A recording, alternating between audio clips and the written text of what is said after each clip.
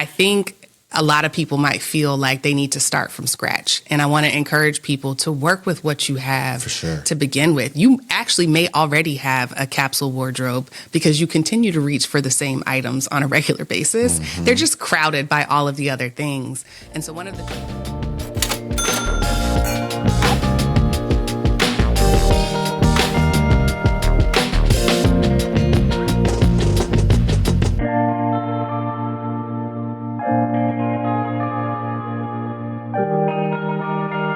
Welcome to the Rich and Regular podcast, where we explore life at the intersection of money. I'm Julien. And I'm Kiersten. And today we're talking about minimizing that wardrobe, bringing that clothes budget on down. But first, I want to give a shout out to Jane, 198727, who left us a 5-star review that said, "Love this podcast. I'm a big fan of Kiersten and Julien, and their podcast doesn't disappoint." Get this order right.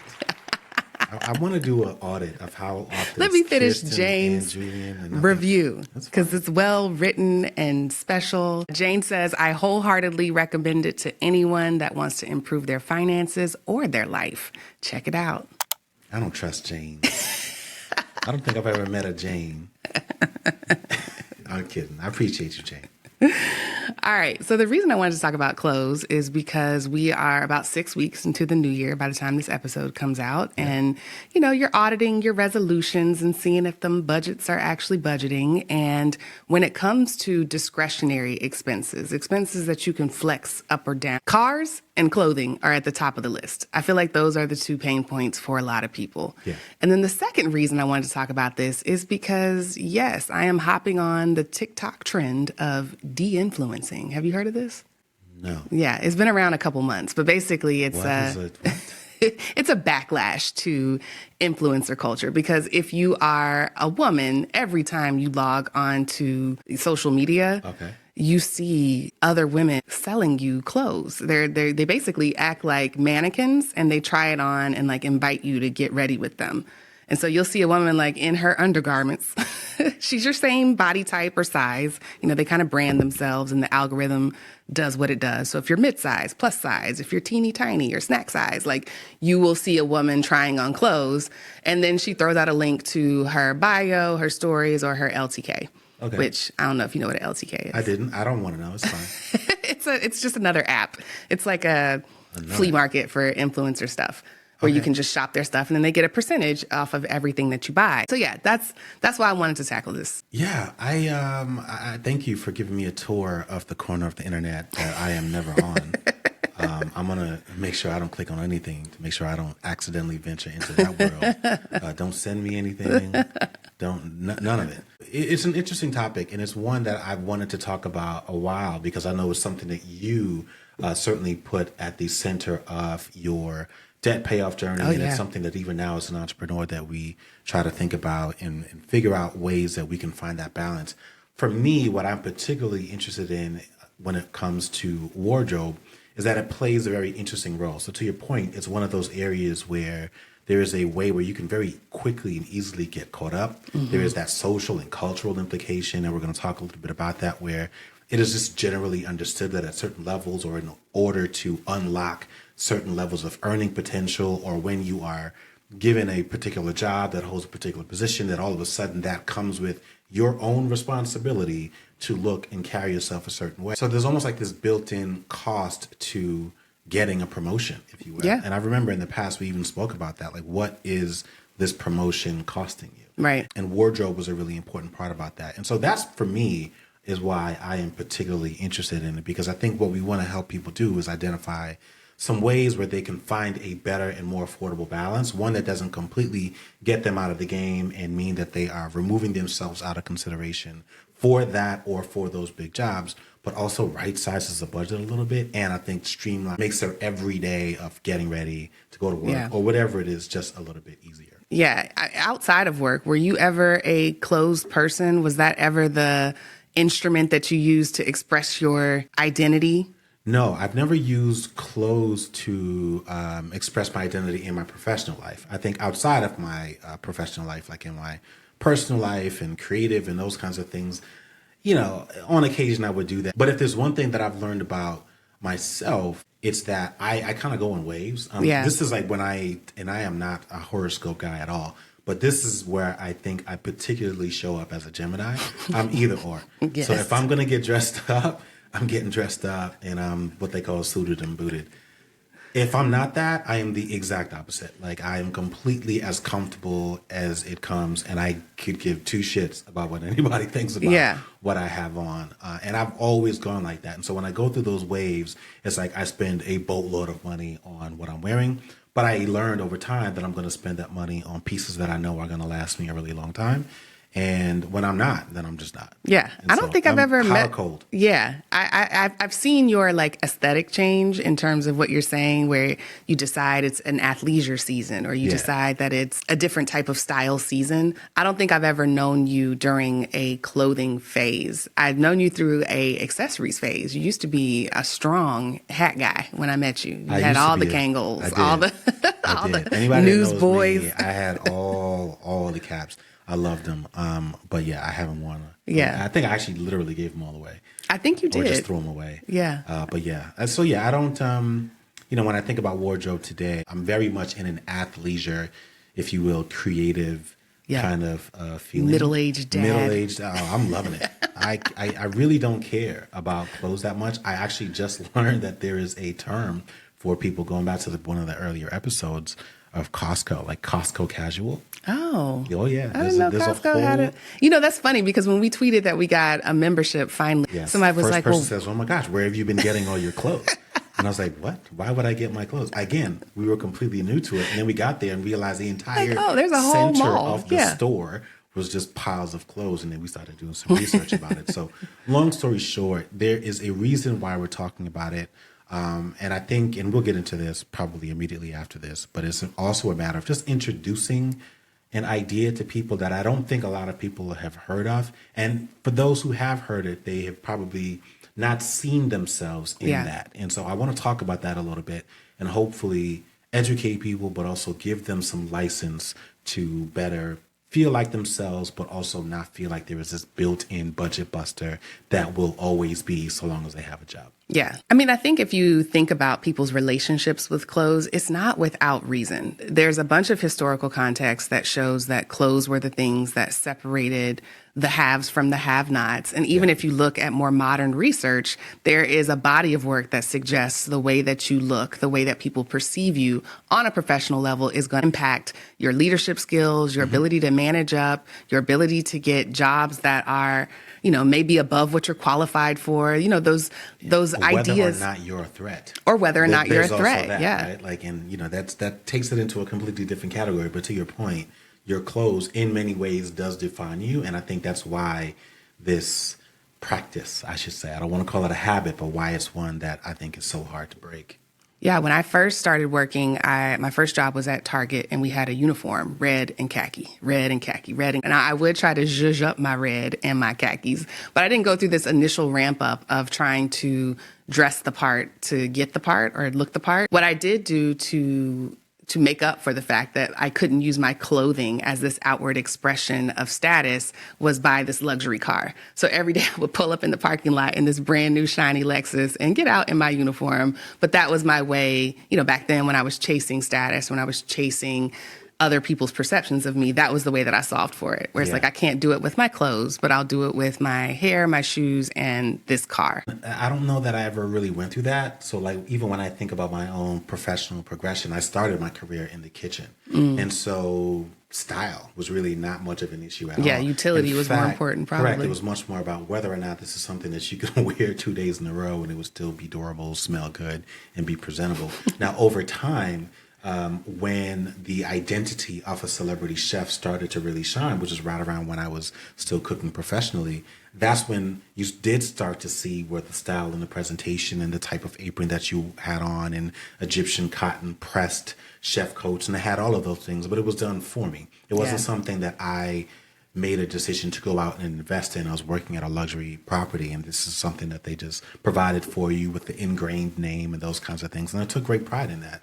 But I would say that I didn't really start to take my wardrobe seriously until right before we met, which is why you would say you never really saw a different version of me. So right before then is when I said, actually, I believe this is one of the few things that I can do, in addition to my skill set, in addition to my personality and likability, is position myself to look the part and to be a leader. And I remember being one of the only people that would show up to work with a tie when everyone else was being casual. And I took great pride in it. And you know, to a certain extent, it worked. Yeah. But there was, for me, a bit of a shift over time. And a lot of that overlaps with my embracing with financial independence. And I think also the rise of what we were seeing as this new class of leaders, particularly in technology, that were saying, screw all that old school dressing up, wearing a suit kind of stuff. You can actually still show up in T-shirts and jeans, so long as you know what you're talking about. That's the only thing that matters. And for me, I think that was what really started to change the way that I carried myself, even though I was a little hesitant. I think I needed to see evidence that this was something that was viable in the Southeast and not just in California or in certain pockets of New York or certain industries like primarily technology. I needed to see that that's something that I could get away with. Because even then, I still felt like, I mean, if you do this, you do know people are going to view you a little differently. And again, how they view you is not up to you at all. And so long as you stay here and you keep getting these kinds of compliments and people see you that way, I think it was something that I felt was working for me. And as a result, I was a little hesitant to break from that presentation of myself. Yeah. I think my breaking point came when I started to view my clothes as clutter. When the things that I wear, the things that I need to move through society started feeling like clutter, I knew I had more than enough. I had plenty. And I didn't know why I kept buying them.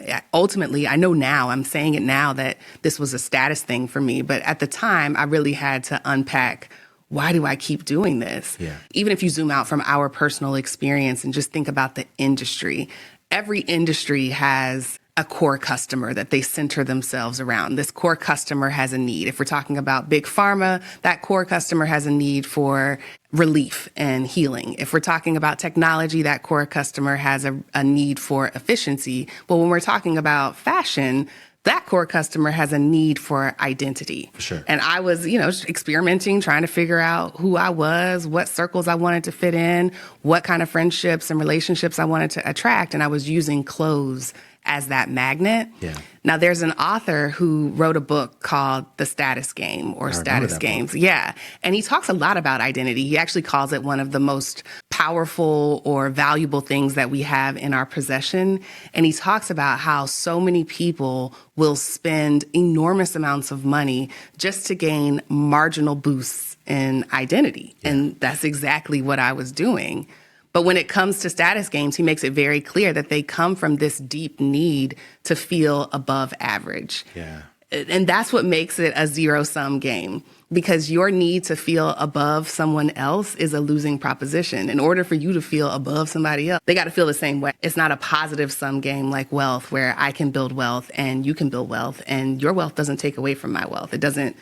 There's not this pie that we're fighting over. But with status, it is very limited. There's a pie and there's a hierarchy. And so this idea that I need to be better than you by dressing better than you is at the core of why people buy things, hoping to win the status game. You know what? I would add to that it's also just as influential if you have a manager that sets that tone for your team or your organization. Or just a company. Or a company, right? Yeah, if you work at Vogue and try to come in Old Navy. For sure. It's going to be very difficult. You're basically asking to be let go. Yeah. Right? I remember there was a manager that I had who, even when the company started to embrace a little bit more casual jeans Fridays and those kinds of things, and everyone in the building really looked forward to it, his standard was still here. And in fact, he took even greater pride to show up looking well-dressed on those Fridays, so that as he navigated certain buildings or certain meetings and those kinds of things, he was always positioning himself in a way. And I understand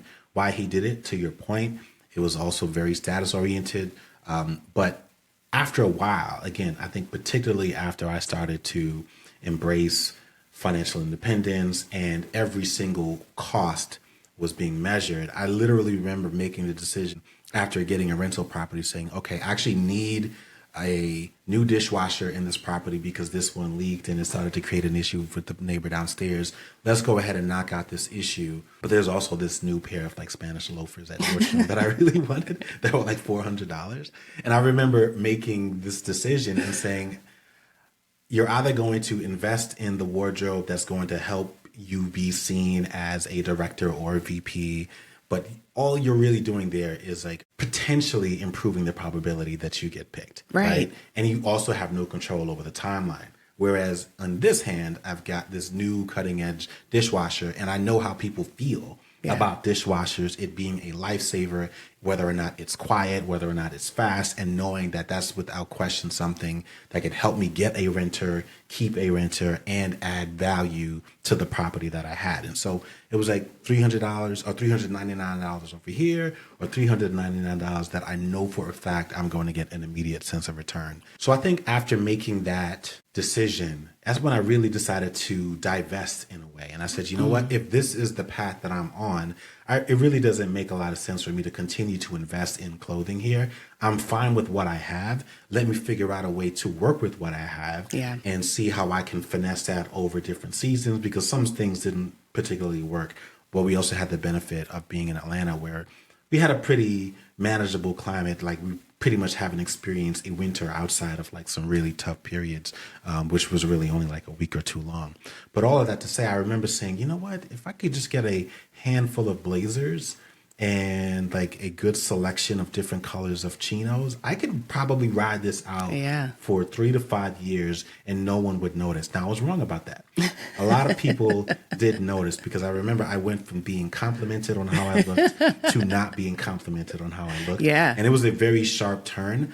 I don't know if that took me out of the running for any leadership positions, but I know for a fact certain people noticed. For me, I just didn't care, because I'd already made a decision about where I wanted to be 10 years or 5 years from that point, and it wasn't in a job. So I didn't really care about how they viewed me, because at that point, I was already starting to pull back from any interest in trying to get promoted. Yeah, well, there's a word for your methodology, the way that you were thinking about your wardrobe, and it's called a capsule wardrobe. I did not know that until now, which is one of the reasons why I wanted to talk about this. When I was downsizing and minimizing my clothes to move into a smaller apartment so that I could pay off all of this debt, at first, I was just getting rid of things that didn't fit or that were out of style. There was no real rhyme or reason in terms of what I was getting rid of, other than that it was reaching its, it was rags at that point. Like it had reached its limit.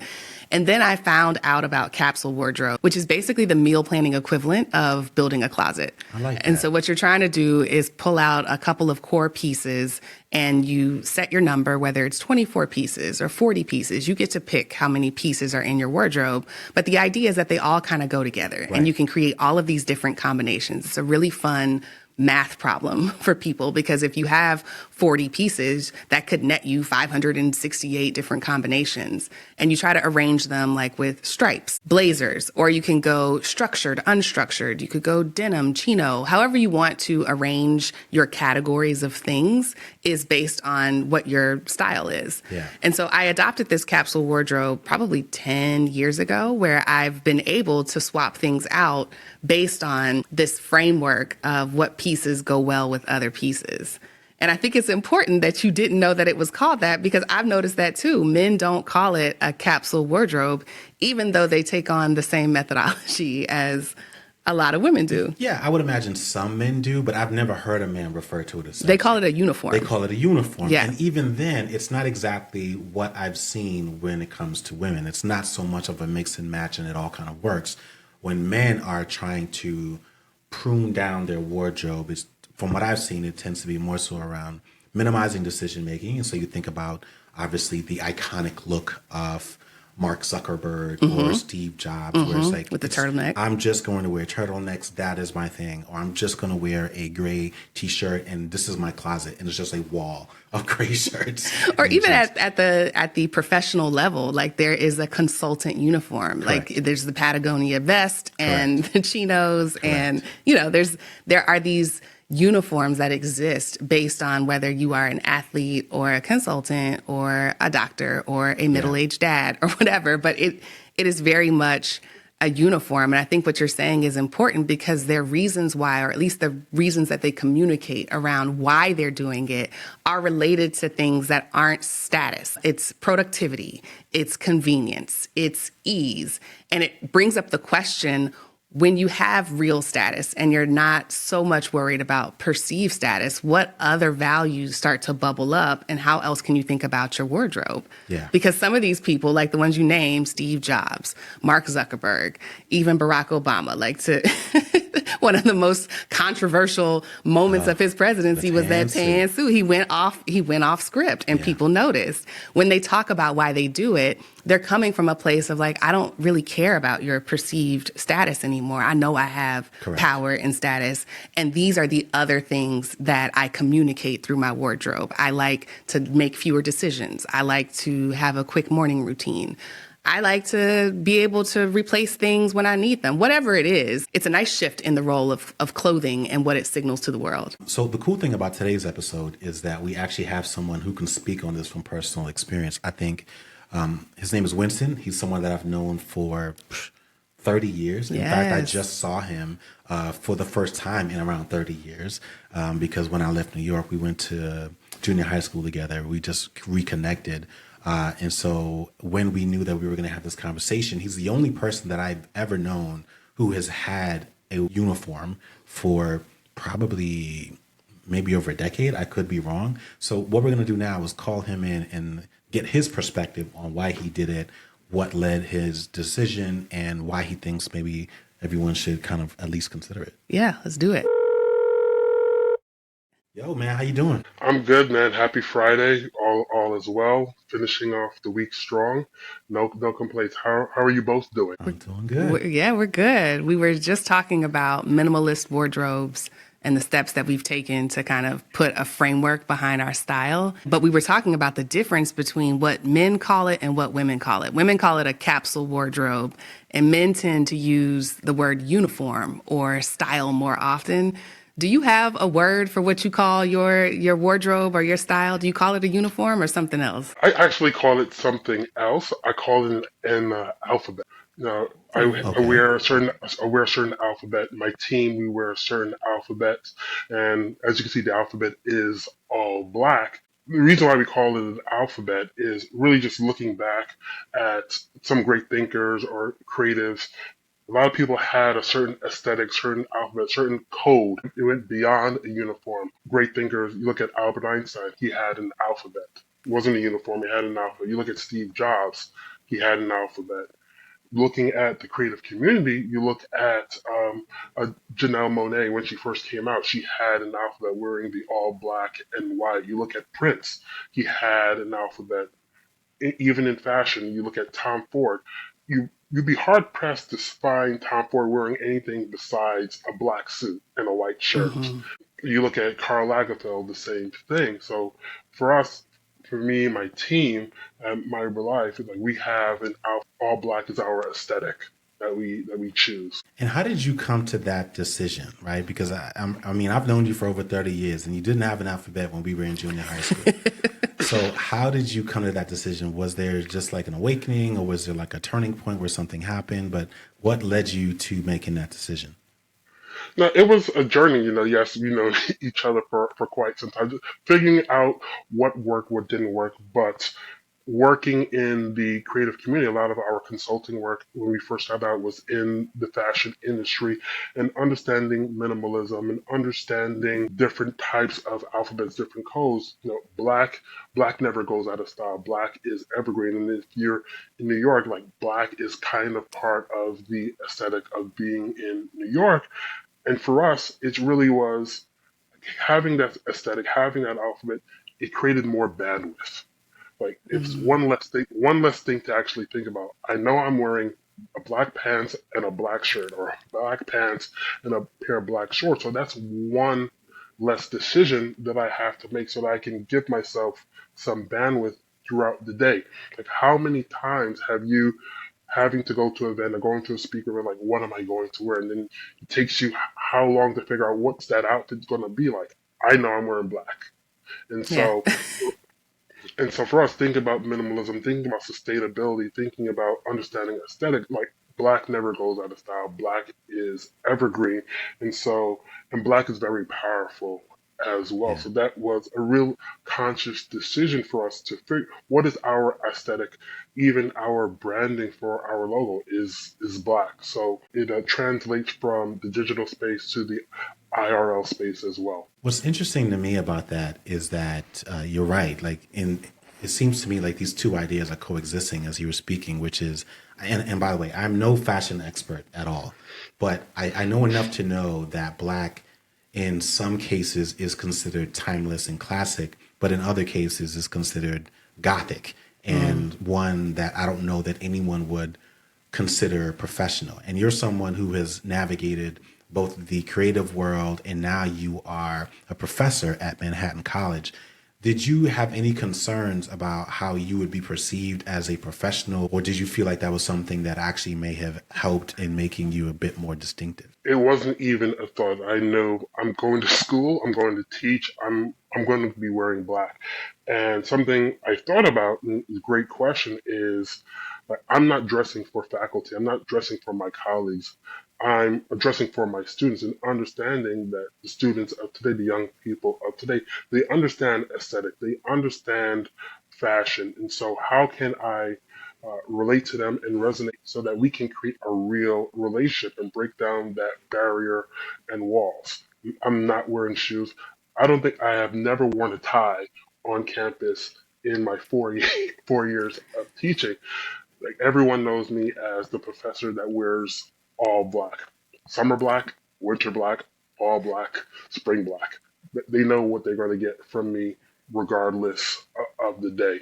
And it makes me stand out because everyone knows, oh, the professor that wears all Black, they know who everyone is talking about. You can say you're pretty cool. So much so that one of my students, as for fun, who was a freshman and graduated last year, he asked me, can I wear color at least just one day? He's only seen me wear Black for 4 years. And on our last day of class, he came in wearing all Black as well, just for fun. I love that. Even though it's all one color, it's monotone, you don't feel visually constrained in your expression of yourself. You found other ways to still communicate your ideals, your values, the things that you love and appreciate about life and yourself through your clothes, regardless of the color. Does that come naturally, or is there some other tip that you can give people to think about how they can still visually express themselves within the constraints of a color or a minimized wardrobe? I think, like Julian said earlier, Black is very powerful, and there's different hues of Black. There's different texture. So even though I might be wearing all Black, you'll see the different shades. You'll see the different textures. You see the type of materials that I'm wearing. So it always becomes a conversation piece, especially in the summertime. People are like, aren't you hot wearing Black? Like, no, this is actually linen. that well, actually, I'm wearing linen. Breathable. It's Breathable breathable material. Breathable material. But like I said, what it does is, especially when we're in a collective, it's a conversation starter. It's part of the brand. So people want to ask questions like, why do you wear Black? And so it's kind of get people into the sales funnel to have conversations and explore and just hear different trains of thoughts. Do you think that the adoption of a capsule wardrobe or a uniform is something that people overlooked as not just a time-saving measure, but as a cost-saving measure? 100%, I do believe so, because a lot of people are trying to figure out what their style, what their aesthetic is, trying to understand what the establishment deems as appropriate or not. Just trying to navigate just the world and in the ever-changing fashion cycle. For us, it's being minimalist. Like I try to think of sustainability. One of my focuses within academia is educating students on sustainability and sustainable practices. So for me, it's buying quality that can last 10, 20, 15 years. That is timeless. That is evergreen. So that, again, I can have more time, more bandwidth to solve clients' problems, think of creative solutions for my students in the classroom as well. I love it, man. Bro, thank you so much for joining us on the show. Where can people find you if they wanted to learn more about you and what you do? Find me on LinkedIn. You can find me on Instagram, Winston Peters on LinkedIn. On IG, it's Professor P underscore of MUL. Also find me speaking on Wolf University, our educational platform, providing knowledge beyond the classroom for students and creatives. And you also can find me in the streets because I'm outside. Yes. Thank you so much for joining us. Thank you for having me. Man, he dropped some gems. He did. I love the way that he, a couple of weeks ago, I wrote an article in our newsletter about finding freedom within a framework. Yes. And I talked about the beauty of frameworks and that they're easy and that we're naturally drawn to them, but we tend to get stuck. We tend to take them so literally that we don't find freedom. And what it creates is what we were talking about in that Jamila episode, where it's like everything's fine on the surface. There's nothing wrong per se. You're comfortable, but underneath there's this little discomfort. There's this little tension that's there. And that comes from not being able to express yourself the way that you want to. You're following these rules and these frameworks so rigidly that you don't have room to be yourself. And I like what he said about all of the ways that he found freedom in the expression despite the constraint of the color black. Even as he was saying it, and I was not just looking at, but thinking about like how different textures and shades actually make you not even notice these things. He's absolutely right. And even when you ask the question about, wow, I bet that gets hot, I think it also speaks to just like how, I guess, fashion or like illiterate so many of us are, because we just immediately assume that if it's black, then you're going to be hot in the summer. Without giving any room for fabric, readability. It depends on the fabric. It depends on the cut. It depends on lots of different things. So he's a great example. And it's one of the reasons why I wanted to have him on as a guest interview, if you will. Yeah, I loved it. He's got me thinking about different hues of black, because when I used to mix blacks, I would call it a black on black crime and try to correct it and get perfect blacks. But now I feel like, let me play with the hues a little bit. Absolutely. Look at the arm here. There's all kinds of matte black, there's foam black. And I don't know if this is navy, but even, whatever. Yeah. I do want to add a couple more tips before we close out, because I think a lot of people might feel like they need to start from scratch. And I want to encourage people to work with what you have to begin with. You actually may already have a capsule wardrobe because you continue to reach for the same items on a regular basis. Mm-hmm. They're just crowded by all of the other things. And so one of the tricks that I used, I found it on Pinterest. I'm not acting like I invented it, but one of the tricks that I used is I would go through my closet and I would turn the hanger backwards if I've worn it recently. Or you can start with all backwards hangers, like where the hook is going the other way. And then when you pull it down, you put it in the right way. So that way you have a visual representation of what you've worn and what you haven't touched. Anything you haven't touched, you can, if you're not ready to donate it or, give it away or sell it, you can just move it to a box or another room. And then eventually you set a timeline where it's like, all right, if I ain't opened that box in 6 to 12 months, maybe it's time for something to leave, right? Some people need a process for eliminating their wardrobe. And I feel like that is a very visual one that still leaves you in charge of when things get removed versus, just trying to do it all at once, which when you hear something new, everybody wants to go and jump right in. Yeah. I wouldn't suggest that because you'll just end up spending more money rebuying the things that you gave away that you needed. Yeah, I like that tip. I would have never thought about that. I don't really have a tip other than what you just said, which is to work with what you have. And I do think it's likely a little easier for men than it is women. In my experience, men pretty much have a handful of colors that are thrown at them, of which always includes blue anyway. Yeah. But there are really only a handful of colors that are kind of given to men if you're buying off the rack anyway. And so you're kind of locked into a capsule of sorts by default. But I do think that, to your point, like working with what you have and working with what you like is probably the best way to go. Because if you think about it, it may seem obvious. You already like it. Yeah. You already kind of tend to want to wear a uniform anyway. You just don't because you believe that you're going to be perceived a little differently. So why not tweak that a little bit and say, all right, well, here's a blue shirt, here's a blue striped shirt, here's a thinner blue stripe, here's a different version of that. Accent that with the vest maybe, and before you know it, you've got really great pieces. And to his point about being efficient and creating bandwidth, you have fewer decisions to make. And in fact, it may just really be a matter of how warm it is outside. I do think there might be an exercise in education in learning the language of your style. So maybe you like things that are more structured. Maybe you like things that are more fitted. Maybe you like things from this era or utility. There is a word, a lot of these clothing categories. And so if you can figure out what the word is, it's very similar to home decor, where it's like if you know that you like mid-century modern, it becomes a lot easier to reduce your search to mid-century modern. The same is true for clothing. If you know you like A-line dresses or you like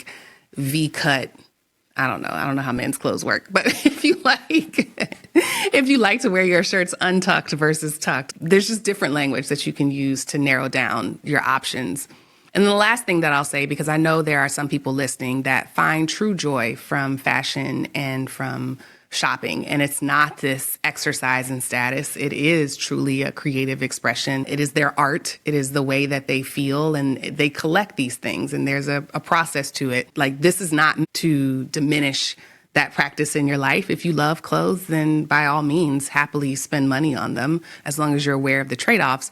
But I do want to make sure that we are finding sustainable ways to express ourselves creatively and looking at all of the different ways that you can acquire new pieces, from renting them through a clothing renting site like Rent the Runway or Nuuly, or there's a bunch of them now, thrifting, tailoring, even just getting something retailored, taking a long coat to making it a peak coat, changes that article of clothing so that you can wear it more often, accessories, and styling. One of my favorite hashtags on Instagram is styled versus unstyled, where it's like a side-by-side of people who are in the fashion space, and it's the same pieces of clothing, but in the next one, they've actually styled it. They've half tucked the front, added a scarf, pulled their hair up, maybe put on some lipstick, and it looks completely different. Yeah. And so sometimes just seeing that visual of your clothes styled a different way helps you be more creative in how you get more life out of them. I think the final point for me is, and you mentioned it, one of the things that I think a lot of people overlook is the tailor. You may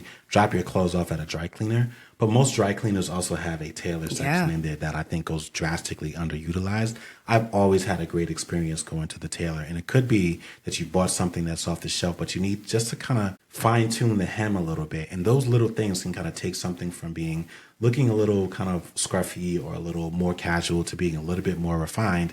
And all of a sudden it introduces a new life. Yeah, you can take it from day to night. You don't have to change. These kinds of things, exactly. And so little things like that, instead of telling yourself that you need to go shopping and buy a completely different set of pants or different set of shirts or do jackets or any of those things. Sometimes you can tailor your way into a more affordable solution that I think makes a different piece have a different use or makes a piece be multi-use. You also mentioned this, and it reminded me that for a really brief period, I had a subscription service, and you would go on and select your style. I remember that. And they would send you different pieces based on what you purchased and what you liked, and you would rate it and say what you liked about it, and then they would just send you different things in the mail. I actually enjoyed that for a good season, but I signed up for it because I just, at that point, did not want to go through the hassle of buying another bulk wardrobe, which is what my typical practice was. I'm just going to go buy a bunch of things and that's going to serve me for the next couple of years. This allowed me to dabble in that world a little bit and get some new pieces and be able to kind of have a little bit more fun embracing newer ways of being styled. So I think that's enough kind of tips and different approaches there. But I think the overarching takeaway is this doesn't have to be this embedded cost that you always carry throughout your career. You don't always have to look at your wardrobe as a bit of a tax on your income because you have to make sure that you're constantly reinvesting in the way that you present yourself. I think there are other more affordable, to Winston's point, more sustainable, and dare I say cooler ways that I think are a good balance that allow you to enjoy the best of both worlds. Yes, certainly more creative. For sure. Yes. All right, y'all. Thank you for listening to another episode of the Rich and Regular podcast. If you like what you heard, leave us a 5-star rating and review on your favorite podcast platform, or drop a comment below and we'll keep the conversation going. We will see y'all next week. If you like videos like this and want to see more, make sure you click subscribe and turn on notifications.